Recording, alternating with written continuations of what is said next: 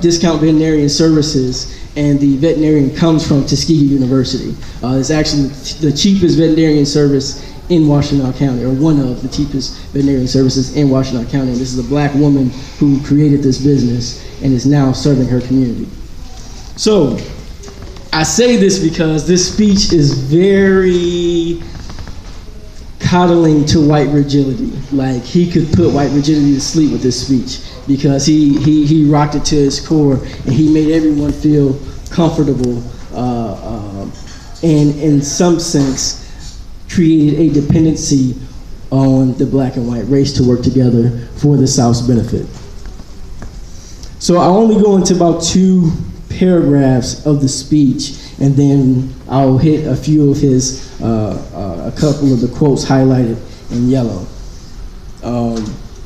In the first paragraph, he ends it by saying, "Is a recognition that this Atlanta Exposition is a recognition that will do more to cement the friendship of the two races than any occurrence since the dawn of our freedom." He goes out and says, this is what I'm talking about, bridging this gap between the black and white race to create freedom for all of us.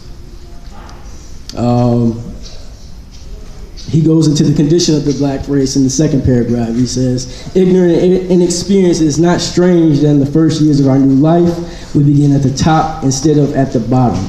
That a seat in Congress or the state legislature was more sought than real estate or industrial skill. That a political convention or stump speaking had more attraction than starting a dairy farm or truck garden." What he's saying there is, years after freedom, where we should have been creating a foundation for black economics, what we were trying to do was go into these elite spaces of politics, and that it was not the correct time for that yet. He was never opposed to blacks voting or being using their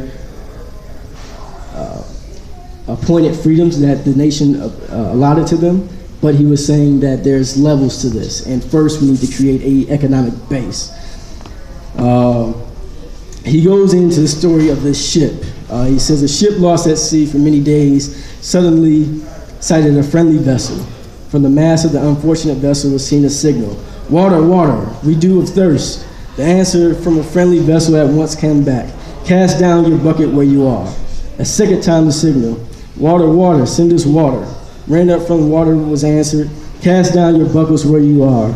The captain of the distressed vessel at last, heeding the injunction, cast down his buckets and came up a full of fresh, sparkling water from the mouth of the Amazon River.